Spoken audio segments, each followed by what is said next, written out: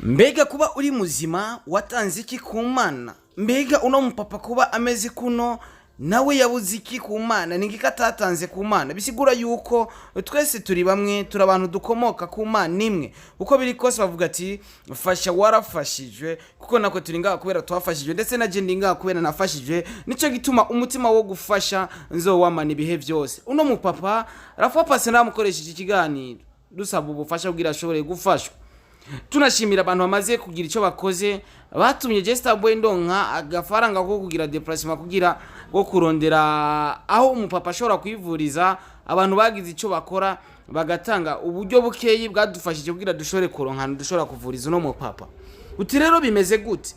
Kuri uno mwenye tuvugana nka Starboy namaze gukoresha amafaranga naronse kugira nshore kurondera aho mupapa, naho byamfashe umwanya utari muto, ndetse ndafata n'urugendo rutari ruto kugira nshore kurondera hano no mupapa ashobora kwivuriza, kugira ashore kumuvura. Kwa muganga baramupimye ariko ntibamuhaye inyishu. Bisaba yuko ashobora guca muri scanner atanze akanoti, nawe ntaca afise kugira yishoboze kugira ashobore kwivuza kwa muganga ace muri scanner. Ariko biri kose kuba habonetse ashobora kwivuriza ni Imana yabikoze. Yatubwiye ati genda hajya anye, ndetse ndashobora gufata urugendo rutari ruto ndi kumwe n'uwundi mu mama yashoboye kumfasha gufata urwo rugendo kugira dushobore kuja aho hantu ashobora kwivuriza. Rero igikenewe ni giki aho uri hose, amasengesho ego arakenewe, kuko amasengesho mwasenzi yatumye tumenya ahantu umupapa ashobora kwivuriza, bituma tuhatora. Ariko biri kose igikenewe si ico gusa, harakenewe ubufasha, harakenewe akanoti kugira dushobore kuvuza no mupapa. Aho twagiye canke aho novuga yuko nafashe urugendo nkagenda, batubwiye yuko ashobora kuvugwa ndetse neza cyane agasubira agatambuka akaba muzima nkuko nawe utambuka watacu watanze ku Mana, nawe ntacyo yatanze ku Mana. Twese turi bamwe, twese dukomoka ku Mana imwe.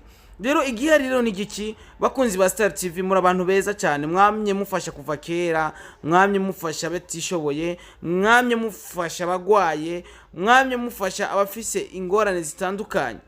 Kuri no munsi renda kuzane kino kiganiro, ndakuganirikane kino kiganiro kugira ushobore gufasha.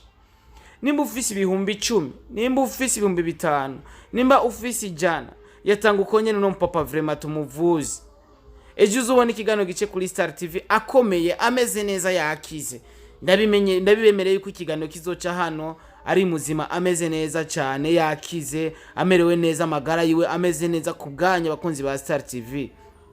Ndaciye bugufi ndi imbere yanyu, nta kintu ndiko ndaharanira atari guharanira uno mupapa ashobore gukira, dukora igikorwa cy'Imana. Ego ndiko ndakora, nanje ndikuruha cyane, ndiko ndakoresha ingufu zidasanzwe.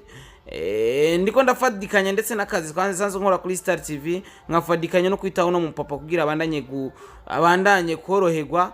Ariko ko biri kose igisigaye na amafaranga kugira dushobore kumuvuza, na amafaranga kugira dushobore kuraba yuko ashobora kuvugwa, kuko kuvugwaho ngo azovugwa akire nyene burundu amererwe neza cyane. Igisigaye na amafaranga kugira dushobore kumuvuza ndetse n'aka déplacement, kuko bizosaba tujeyo iminsi itari mike bamuvura tongera tuvayo, kuko sahantu hafi birasaba yuko dufata ka déplacement ndetse nko mu semaine tujeyo nka gatatu, kugira abandanye kuguma avugwa. Bisigura yuko harakeneye amafaranga kugira ashobore kuvugwa.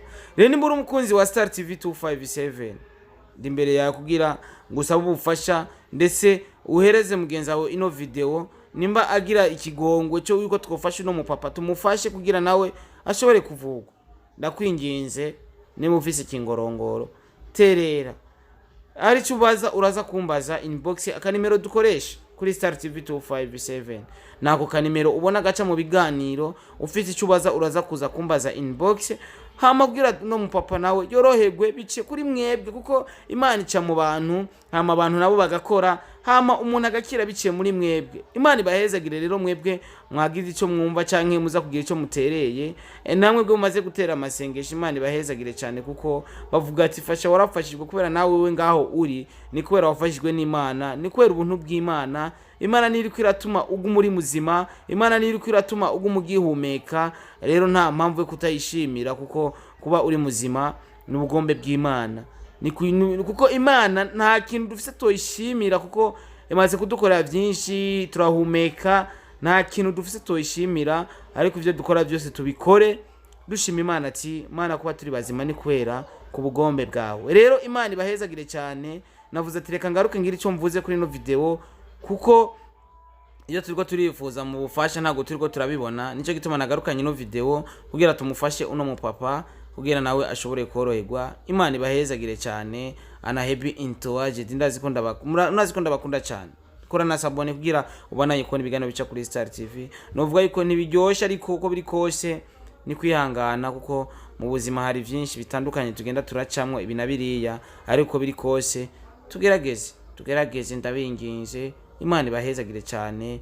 Mugire ndetse n'umunsi mwiza. Abamaze gufata ijoro mugire ijoro ryiza. Imihezagiro ku Mana.